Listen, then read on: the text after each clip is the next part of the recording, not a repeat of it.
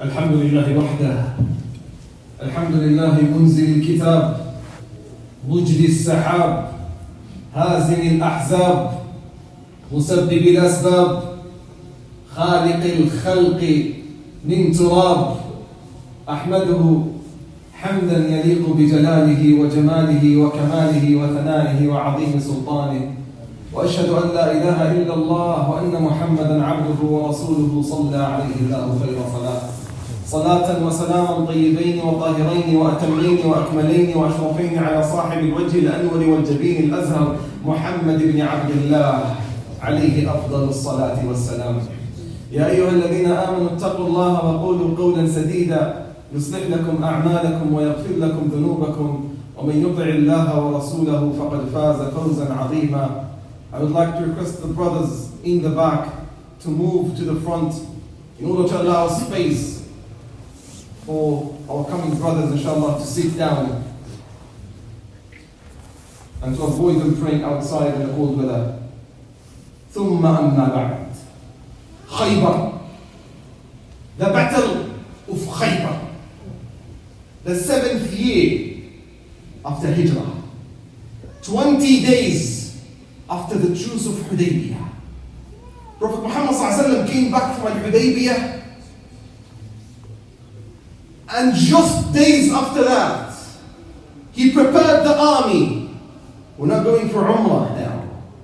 You take off the ihram and you put on the shields. We're going to the land of Khaybar. The land of Khaybar is a place where the Jews were settled down, and it's about 170 kilometers away from Medina. Prophet Muhammad ﷺ made a decision with 1,800 fighters of the Muslims to go and attack Khaybar, which is surrounded by forts, one of the biggest forts in Al Jazeera, in the Arabian Peninsula. The Muslims are not used to fight people who are protected in forts, and they were very strong, way stronger than Muslims, 10,000 fighters just on the land of Khaybar. So Amir ibn al-Aqwa' came to Rasulullah sallallahu alayhi wa sallam, and he told him, Ya Rasulullah, Inna Yahuda Khaybar ahlu husun. There are people of forts, they are protected. وطعامهم وشرابهم وسلاحهم يكفيهم لسنين ولو حاصرناهم لسنين لما ضرهم. They have the food and the drink and the weapons inside the forts that would allow them to stay and live for years. We can't siege them. If we surrounded the city, that's going to harm us, not them. Ya Rasulullah, لا طاقة لنا بهم. They are way stronger than us. Let's just stay in Medina and keep quiet. Prophet Muhammad ﷺ smiled and didn't respond. فَتَبَسَّمَ رَسُولُ اللَّهِ. This man, sallallahu alayhi wa sallam, doesn't believe in numbers and statistics.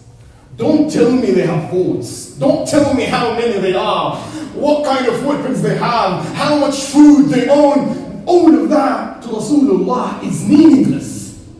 And the one thing that means to Rasulullah sallallahu alayhi wa sallam the most is the promise of Allah. And Allah has just revealed to him in Surah Al-Fath, وَعَدَكُمُ اللَّهُ مَغَانِمَ كَثِيرًا تأخذونها فعجل لكم هذه وكف أيدي الناس عنكم ولتكون آية للمؤمنين ويهديكم صراطا مستقيما. Allah will promise you very soon spoils that you will take it, and He will hold the hands of Quraysh. Finally, in the truce of Hudaybiyah, Mecca is not going to attack Medina, and Medina is not going to attack Mecca, which gives the platform for Rasulullah sallallahu alayhi wa sallam to spread the da'wah in the Arabian Peninsula. But there is still a conflict and a pump that is called the Jews.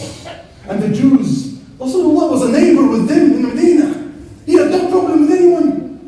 But betrayals after betrayals.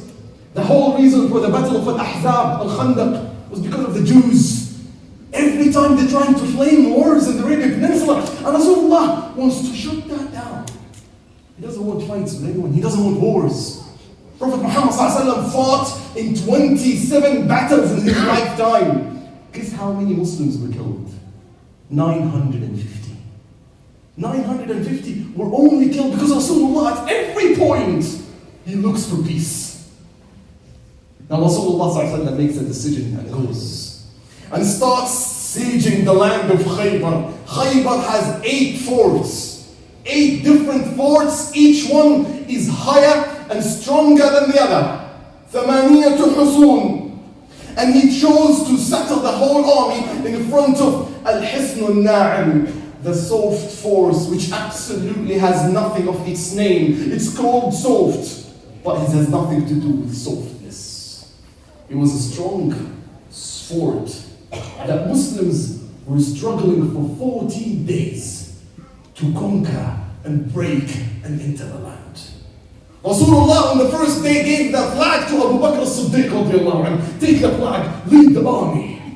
And then to Az-Zubayr, and then to Sa'd, and then to Abdurrahman ibn Auf. He gave the leader each and every day to a single, to a different. Gave the flag to a different leader. For how long? 14 days, and Muslims couldn't even break a stone in that fort. Keep in mind, Muslims don't have tanks, they don't have rockets, they don't have manjaniq. They got just swords and horses. They couldn't. Imagine that. After 14 days, Muslims have done nothing. 2 weeks just sitting there, and the Jews are chilling inside. The spirits of Muslims went down under the ground, not even on the ground, especially that they just came from the truce of Hudaybiyah, which they couldn't make it to Mecca. So everyone is broken spiritually. Rasulullah sallallahu alayhi wa sallam wants to boost the energy. So he calls out the army tomorrow, the 15th day. لَأُعْطِيَنَّ الرَّايَةَ لِرَجُلٍ يُحِبُّ اللَّهَ وَرَسُولَهُ وَيُحِبُّهُ اللَّهُ وَرَسُولَهُ. Tomorrow morning, I know you all are hopeless and lost hope in the victory, but tomorrow morning, I will give the flag to someone who loves Allah and His Messenger, and Allah and His Messenger loves him. وَلَيَفْتَحَنَّ اللَّهُ عَلَى يَدَيْهِ خَيْبَرَ. And Allah will open the gates of Khaybar for him. Sahaba will boost to the sky again. Rasulullah is giving the promise right tomorrow morning. Umar ibn Khattab يقول والله ما تمنيت الأمارة في يوم كما تمنيتها يوم خيبر. Wallahi, I didn't wish to be the leader. I never wished to be the Amir at any point in my life except on that one day. Rasulullah wakes up the first thing after Salatul Fajr. And a point to mention that Rasulullah, when he arrived to the land of Khaybar, he arrived at night. And he couldn't attack them at night. But he is the one who said, إِنَّا لَا نُغِيرُ عَلَى قَوْمٍ بِلَيْلٍ حَتَّى نُصْبِحْ. We don't attack people at night. Look at the akhlaq. Look at the manners even at the war times. Ya Rasulullah, it's war. Just come and nail them and wipe them on the face of the earth. No. It's not the manners of Muslims. They're sleeping. They're in peace. Let them wake up, have a breakfast, and then we start the battle. So every time Rasulullah begins a battle, he begins after Salatul Fajr. The walking goes after Salatul Fajr, and he always chooses Thursday, and this is why it became a sunnah for us to travel on Thursdays. Sallallahu alayhi wa sallam. So Rasulullah after Salatul Fajr goes out for Ali ibn Abi Talib. Ayna Ali? Now the Sahaba, they're all wishing to have the flag. They said, Ya Rasulullah, inna bi'aynayhi ramad. He is sick. Just leave him alone. Pick someone else. Everyone is wishing to hold the flag. And Ali was sick for real. Kana bi'aynayhi ramad. He could not see. How can you give the flag to someone who don't have a clear vision? Rasulullah insists, call Ali to me. Ali comes to him, and one of his eyes has a ramad, has a dust in it that he cannot see. Rasulullah puts the saliva in his hand and he wipes. فَبَصَقَ رَسُولُ اللَّهِ بِيَدَيْهِ وَمَسَحَ عَلَى عَلِي. He wipes the eyes of Ali ibn Abi Talib. فَبَرِئَتْ عَيْنُهُ. It was healed on the spot. And Ali was ready. The flag is given to him. But yet, Ali had a question. And he said, Ya Rasulullah, such a question, wallahi, will astonish you. Ali ibn Abi Talib says, Ya Rasulullah, عَلَامَ أُقَاتِلُ يَهُودَ خَيْبَرَ. Why do we fight the Jews of Khaybar? Seriously. After 14 days of the battle, you're coming to ask Rasulullah, why do we fight? What's the purpose of fighting? Ali ibn Abi Talib is standing Rasulullah, which gives each and every Muslim a purpose, even in wars. Are we here to shed the blood? Are we here to slaughter every head? Are we here to forcibly spread Islam in the land? Why are we here, Ya Rasulullah? Give me the purpose so I can accomplish my mission. And look at the response that is more astonishing than the question itself.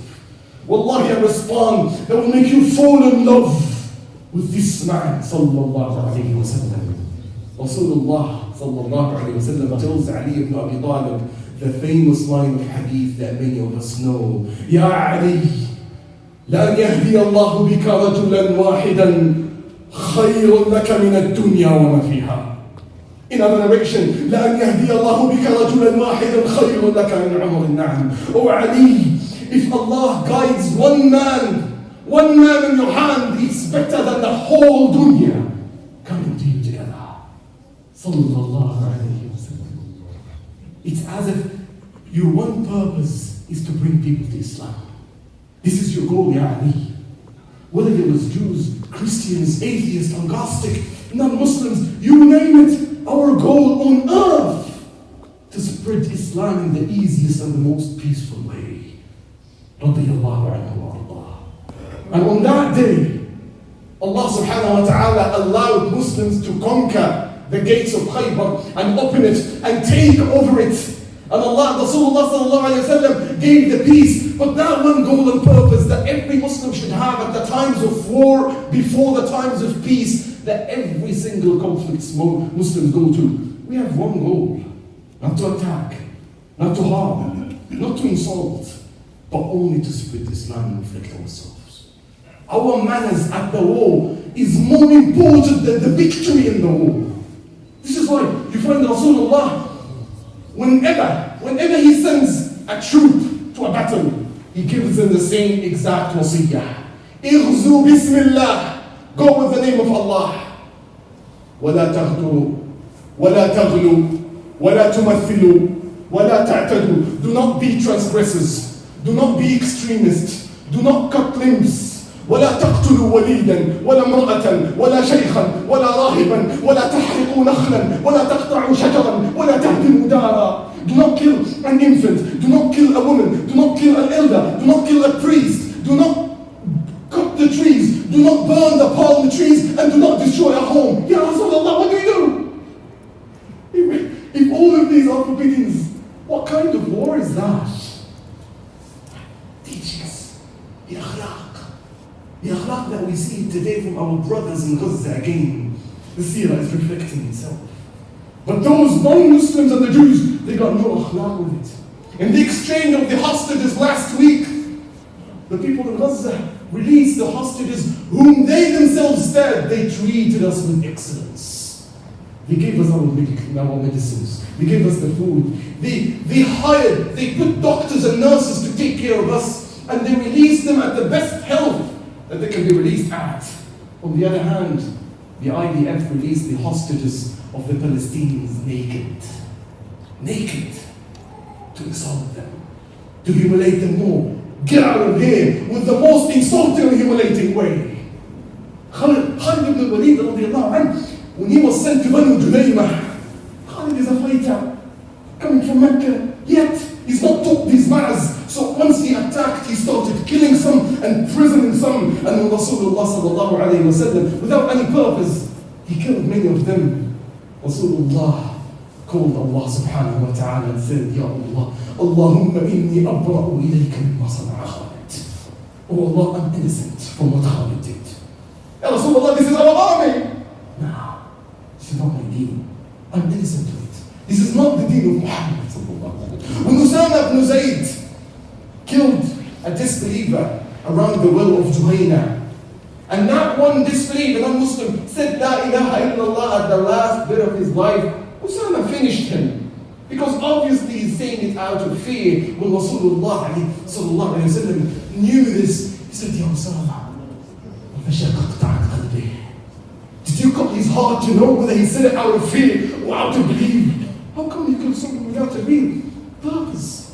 Sallallahu alayhi wa sallam. And even when he conquered Khaybar, he couldn't finish those Jews who betrayed him multiple times.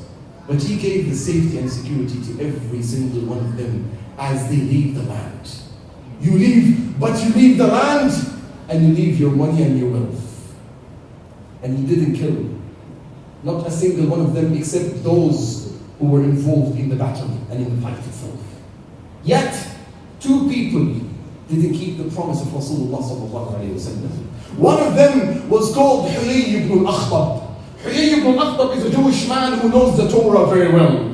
And they asked him, Ya Huyay, like upon your knowledge of the Torah, is Rasulullah, is Muhammad is the messenger? He said, وَرَبِّ مُوسَى إِنَّهُ لَهُ. By the Lord of Musa, this is the messenger. أَوَنُؤْمِنُ بِهِ يَا حُيِّي. Shall we believe in him? قَالَ وَرَبِّ مُوسَى لَا نُؤْمِنُ بِهِ. By the Lord of Musa, we will never believe in him. Arrogance.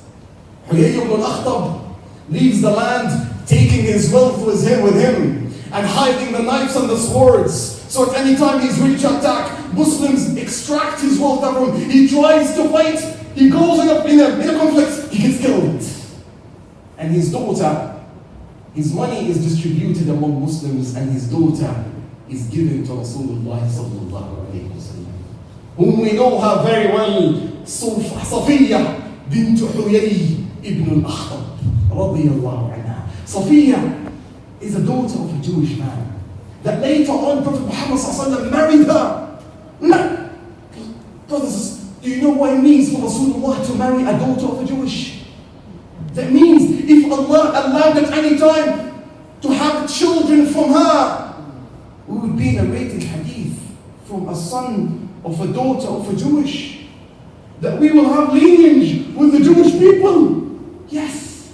And this is what Rasulullah is doing, proving to the whole world that he got no animosity, no hatred to anyone. And the best evidence that he's marrying Safiya.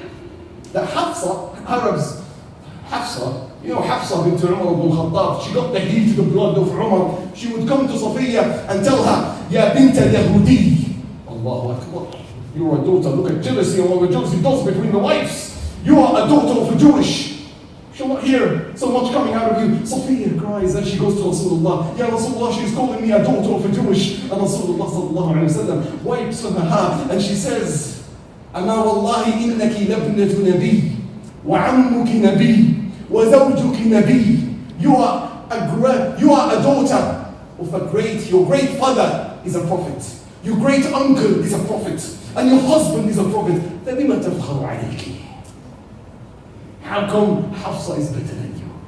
Hafsa smiles and he calms her down. And then Rasulullah looks at Hafsa, the Muslim Arab lady, and he tells her, اتَّقِ اللَّهَ يَا Hafsa. Fear Allah. Even racism and discrimination is fought when a Muslim is doing it against a Jewish man or a Jewish woman. Sallallahu alayhi wa sallam. These ethics and manners are coming at a sensitive time, where we as Muslims are keeping our manners and etiquettes at the times of wars and times of conflicts. At the same time, today and last Sunday, we find the cops and the CPS are holding no manners against those who went in a protest on the Sunday of the 14th of November. Last Sunday, as the protests were going out, and with all the peace, and calling for nothing but justice and freedom and the seas of fire, you find the CPS officers dragging and smacking a 13-year-old boy, breaking his leg, which was already broken, and smacking his head. That caused him a serious concussion, putting him in the hospital. Dragging the hijab of a Muslim lady, and you know the most insulting thing you can do to a Muslim woman is to drag her hijab and arrest both of them for no any serious reason that can be mentioned. The akhlaq is missing. As people, and this is what the Crusades did in the very past time, and this is why we repeat history over this minbar, to understand the history and hold our ethics, and at the same time, we send a message to the whole world that yes, Muslims are the most and the best in ethics and manners. And our times in conflict, we show nothing except the manners that our Prophet ﷺ taught us. of mercy and justice and tolerance. But yet, keep in mind that we're also the tough people that we can stand for the right to the last day of our life. محمد رسول الله والذين معه أشداء على الكفار رحماء بينهم. We are tough, and don't you ever take advantage of our mercy and tolerance. They have sent a hidden message between the lines. Brothers and sisters, they could have arrested those who did wrong in their own point of view without insulting. Without having 3 cops jumping on a little child who only need 1 cop to take him down and arrest him. You don't need to drag a hijab of a woman to arrest her. But then doing all of these actions will send a message to all of us that keep quiet, sit polite, and don't let your voice be heard. That's a hidden war that we need to be aware of. At the first time on October 7th, the public opinion was 69 pro-Palestinians and only 31% pro-Israelis. By the time of today, October 14th, 95% of the public opinion is a pro-Palestinians, and only 5% is a pro-Israelis after the massacres and the genocide and the killing of innocent people are happening. The public opinion is shifting. And those people who are taking control of power and authority, they don't want that. So it's a message to all of you, don't send your child to a protest, because the result and the conclusion, you have seen it in the videos.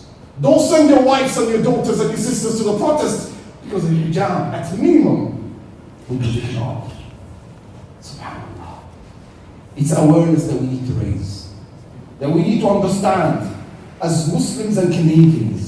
We have the right to speak the word of freedom, and this is the least of our iman and our jihad. بارك الله لي ولكم. قد قلت ما قلت، وما كان من خطأ فمني ومن الشيطان، وما كان من صواب فمن الله وحده. أستغفر الله فاستغفروه وتوبوا إليه إنه هو الغفور الرحيم.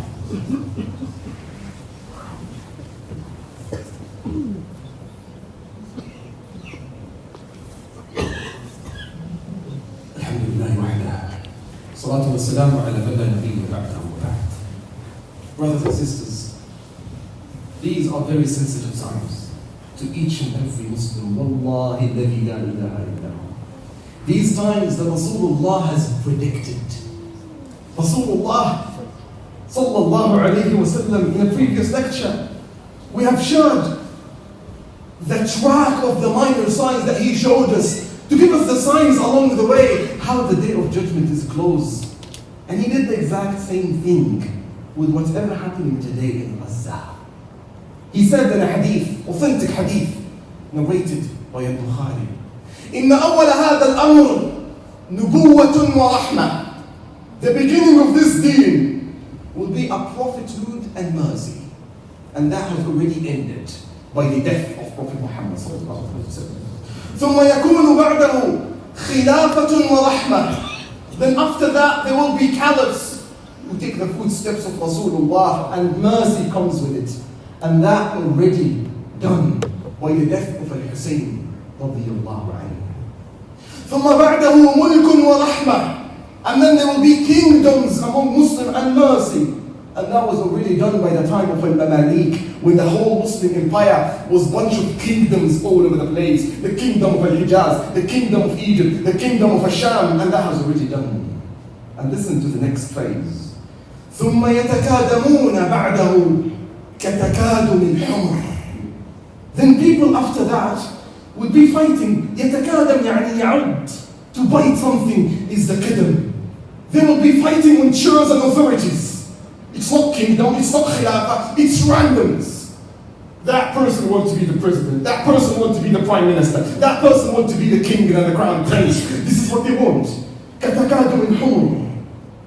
So what do we do, Ya Rasulullah, at these times which we are living now? He says, فَعَلَيْكُمْ بِالْجِهَادِ. You shall pursue jihad. And jihad is not fighting. Jihad is jihad al-nafs. Waking up for Fajr is jihad. Spending money for the sake of Allah is jihad. Coming to the masjid, raising your children is jihad. Like, what is the best form of jihad at that time? Rasulullah ﷺ continues and says, فَعَلَيْكُمْ بِالرِّبَاطِ وَخَيْرُ رِبَاطِكُمْ يَوْمَئِذٍ Asqalan. You shall firm hold to the deen. And the best place to firm hold the deen together is the city of Asqalan. That's a very interesting statement. Asqalan. Why specifically Asqalan? Keep in mind that it wasn't called Asqalan by the time that Rasulullah said that hadith. It was called Ashkelon. Just in the Hebrews, virgins. There was nothing, if you open the map at Rasulullah's time, there was nothing on the map called Asqalan. Why would Rasulullah pick that city? And there's many other cities in Palestine that Asqalan. If you were to pick something, probably you would pick it around the hated spot, which is Jerusalem. So you might say Bethlehem, you might say Al-Nasrah, you might say Hebrews, Al-Khalil. Rasulullah said Asqalan. If you open the map, you would know the reason why he said Asqalan. Asqalan is the first city that blocks Gaza from the north. This is the first border to Gaza. And Rasulullah pointed at it. And he said the best form of ribat at that time will be on that spot of the map. Asqalan. And if Asqalan was broken, Gaza will be broken. And after Gaza, it will be the Israeli land from the Nile to the Euphrates.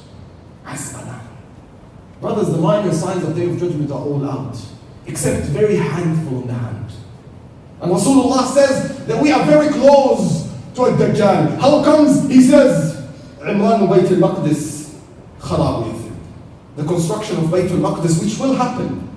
And this picture will bring results that pleases Muslims, and this is the promise of Rasulullah sallallahu alayhi wa sallam. There's construction of Bayt al-Maqdis. Construction doesn't mean high buildings and towers, but Muslims will be taken over and Imran with the dhikr of salah for Allah subhanahu wa ta'ala. But the result of that will be the destruction of Yathrib and Medina.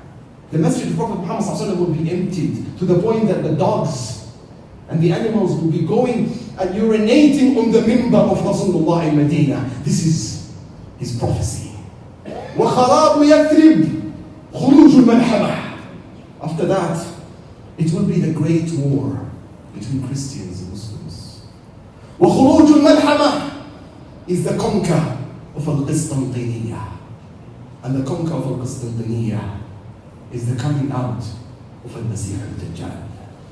So open up your hearts, up your eyes, and clear your minds of anything except Allah subhanahu wa ta'ala. And if there is any time to change, now is the best time to show Allah the best version of yourself. ثم بعد هذا اعلموا أن الله أمركم بأمر بدأ فيه بنفسه فقال عز من قائل حكيم إن الله وملائكته يصلون على النبي يا أيها الذين آمنوا صلوا عليه وسلموا تسليما اللهم انصر إخواننا المستضعفين في غزة اللهم انصرهم في غزة اللهم كن لهم ناصرا ومعينا ومؤيدا وظهيرا اللهم كن لهم ولا تكن عليهم اللهم امكر لهم ولا تمكر عليهم اللهم داوي جرحاهم واشف مرضاهم وعاف مبتلاهم وثبت قلوبهم وسدد رميهم وانصرهم على من ظلمهم وقصفهم وحاصرهم بعزك يا رب العالمين ربنا آتنا في الدنيا حسنة وفي الآخرة حسنة وقنا عذاب النار ربنا ظلمنا أنفسنا وإن لم تغفر لنا وترحمنا لنكونن من الخاسرين. Our sister Zahra is going through tough